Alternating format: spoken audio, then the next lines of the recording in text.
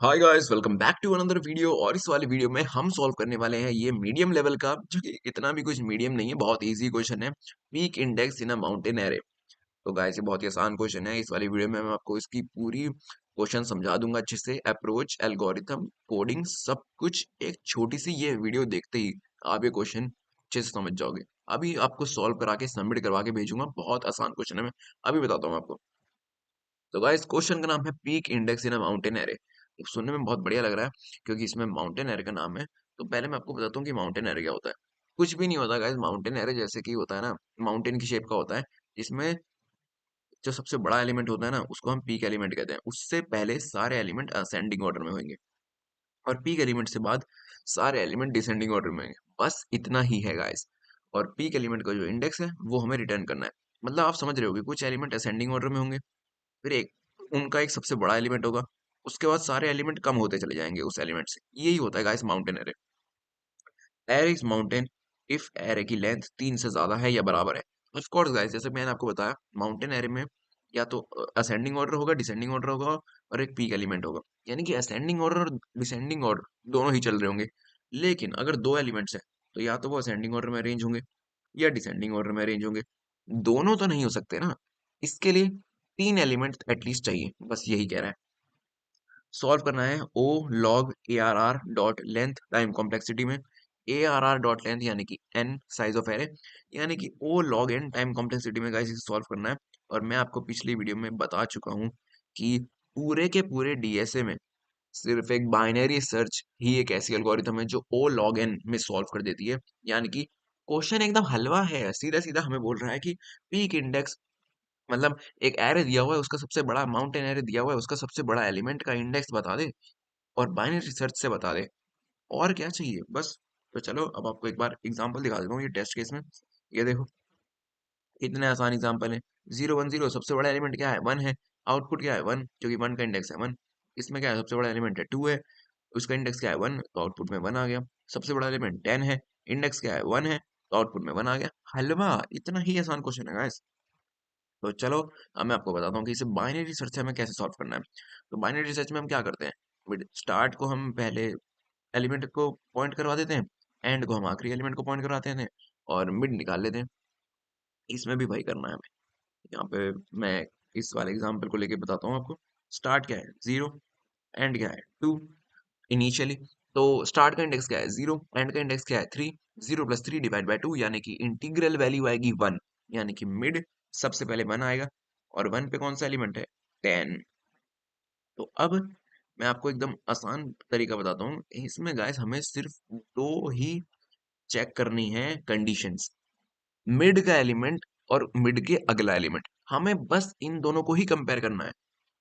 तो अगर मिड का एलिमेंट जैसे कि 10 है, मिड के आगे वाले एलिमेंट से बड़ा है, यानी कि जो मिड से अगला एलिमेंट है वो 10 से छोटा है, मतलब मिड से छोटा है वो, तो हम अपना एंड ये जो यहाँ पे था इसे पीछे ले आएंगे मिड पे।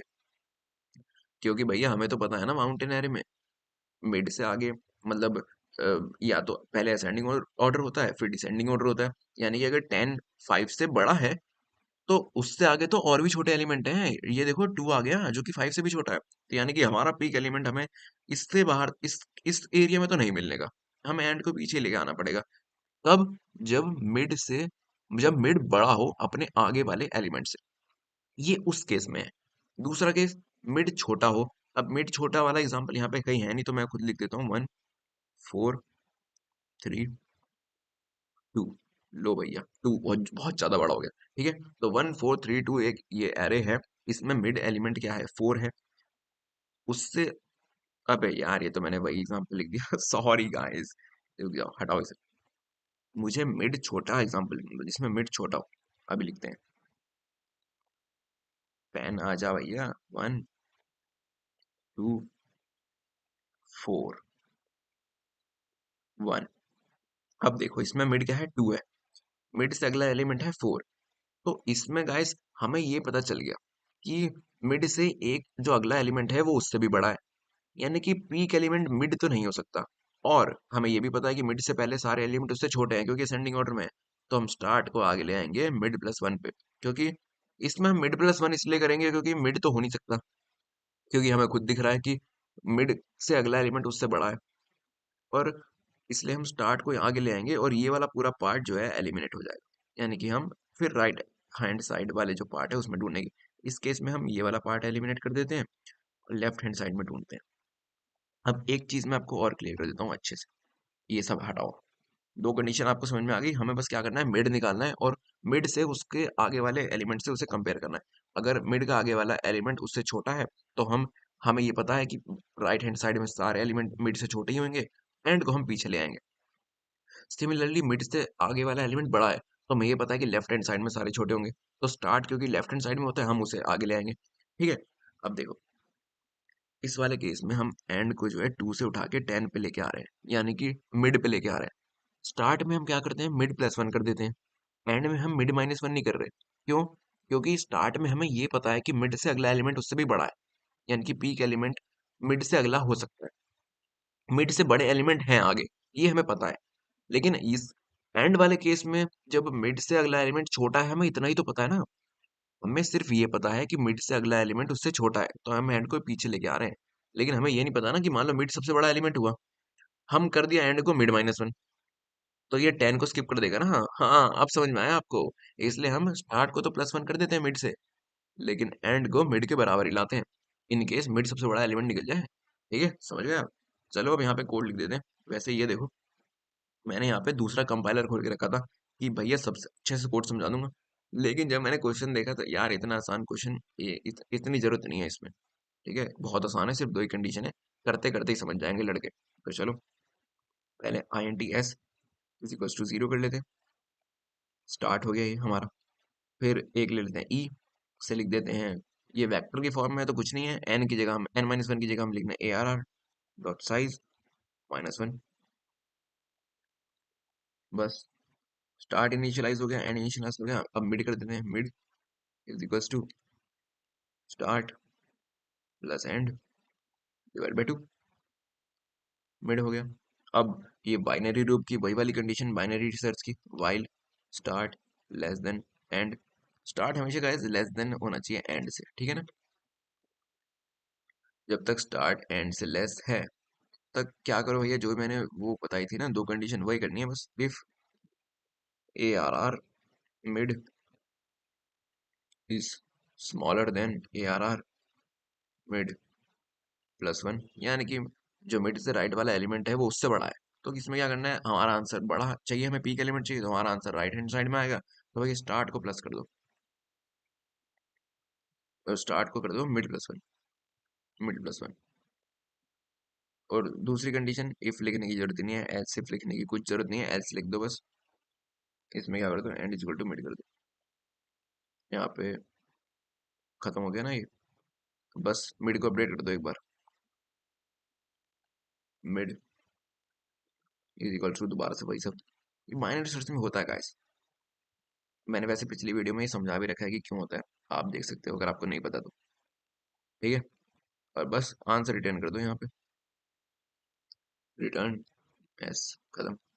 अब हाँ, आपको ये लग रहा होगा कि मैंने रिटर्न एस क्यों करा, मैं बताता हूँ आपको। रिटर्न आप एस भी कर सकते हो, ठीक है, और रिटर्न ई भी कर सकते हो। वैसे मैं आपको ये चीज़ समझा देता हूँ कि मैंने ये क्यों करा, मेरे ख्याल से ये आपको नहीं समझ में आया होगा। इसका एग्जांपल ले लेते हैं, कुछ ही नहीं है गाइस, वैसे बहुत आसान है, बहुत ज़्यादा। एग्जांपल लेते हैं यहाँ पे, ये एग्जांपल ले लेते हैं, ये वाला हमारा 0 10 5 2। इसको हमारी एल्गोरिथम में रन करके देखते हैं, ड्राई रन करके देखते हैं क्या होता है। ठीक है, चलो सबसे पहले क्या होगा, स्टार्ट जीरो पे आ गया, एंड यहाँ पे आ गया टू पे, मिड क्या होगा, start plus E minus two, index होगा, ठीक है, इंडेक्स होगा, यानी कि जीरो और टू इंडेक्स थ्री। मिड क्या आ गया, ये आ गया वन, और वन पे क्या है, टेन, यानी कि टेन आ गया है गाइस मिड। अब यहाँ पे लूप के अंदर घुसेगा, ए आर आर देखेगा कि चेक है या नहीं। तो भैया मिड से अगला एलिमेंट क्या मिड से बड़ा है, क्या टेन, मतलब क्या फाइव टेन से बड़ा है, नहीं, तो इस कंडीशन में नहीं आएगा वो, क्रॉस कर दो यहाँ पे। फिर वो आएगा यहाँ पे, एल्स को मिड बना देगा, यानी कि एल्स आ गया यहाँ पे मिड पे। तो अब एरे में सिर्फ दो ही एलिमेंट बचे, जीरो और टेन। अरे यार ये, सॉरी गाइस, इसे हटाता हूँ मैं। हाँ, तो एरे में अब सिर्फ दो ही एलिमेंट बचे हैं, ये 0 और 10, क्योंकि गाइस ये वाला पार्ट तो एलिमिनेट हो गया ना। अब यहाँ पे सिर्फ ये दोनों एलिमेंट बचे, दोबारा से ये आएगा लूप में। अब इसे हटा देता हूँ मैं यहाँ पे, क्योंकि अब क्रॉस नहीं हो गई। अब देखते हैं कि यहाँ पे स्टार्ट क्या है, 0 है अभी, 0 पे है, यहाँ पे है स्टार्ट, और एंड है यहाँ पे। अब देखते हैं कि मिड क्या होगा। मिड होगा यहाँ पे 0, क्योंकि 0 + 1 डिवाइड बाय 2, इंटीग्रल वैल्यू आएगी 0। ठीक है, तो मिड होगा 0, ये होगा मिड। अब देखेंगे कि क्या मिड पे जो एलिमेंट है उससे अगला एलिमेंट जो है वो उससे बड़ा है, क्या 0 से 10 बड़ा है, हाँ, तो इस बार यहाँ पे आएगा, स्टार्ट हो जाएगा मिड + 1। लो भैया यहाँ पे आ गया स्टार्ट, एंड तो ऑलरेडी यहाँ पे है ही, यानी कि अब हमारे पास सिर्फ एक एलिमेंट बचा है 10, और स्टार्ट भी यही है, मिड भी, वो एंड भी यही है, तो ऑफ कोर्स मिड भी यही होगा, सब कुछ यही है गाइस। यहाँ पे रिटर्न एस कर दोगे तो यही इसका इंडेक्स रिटर्न होगा, इसलिए हम रिटर्न एस कर देते हैं। ठीक है गाइस, समझ गए, बहुत ईजी था ये तो, बाइनरी सर्च जिसे आता होगा ये चीज तो उसे पता होगी। ठीक है, चलो अब यहाँ पे हम सबमिट कर देते हैं, मतलब रन कर देते हैं, सब कुछ सही लग रहा है, लेकिन फिर भी रीड कोड में एरर कभी कभी आ जाते हैं, हम रन करके देख लेते हैं, जो भी एरर आएगा उसे सॉल्व कर देंगे। ये देखो ये आ गया, सेमी कॉलन लगाना ही भूल गए। वाओ, चलो भाई अब देख ले, अब तो सही है। लो, एक्सेप्टेड, रन टाइम 3, बस केस 1, केस 2, केस 3 सब एक्सेप्ट हो गए, सबमिट कर देते हैं। ओके, सबमिट कर दिया। मीट 62.80% of users with C++ code. Guys मैंने आपको बता के सबमिट कर दिया, बहुत आसान कोड है। अगर आपको मजा आया हो इस वीडियो में, कोड समझ में आया हो, तो यार लाइक कर देना वीडियो को, है कमेंट में बता देना कुछ भी आपको बताना हो, और चैनल को सब्सक्राइब कर देना ऐसी और कोडिंग कोडिंग और इस टेक दुनिया की वीडियोस के लिए। ठीक है, बाय।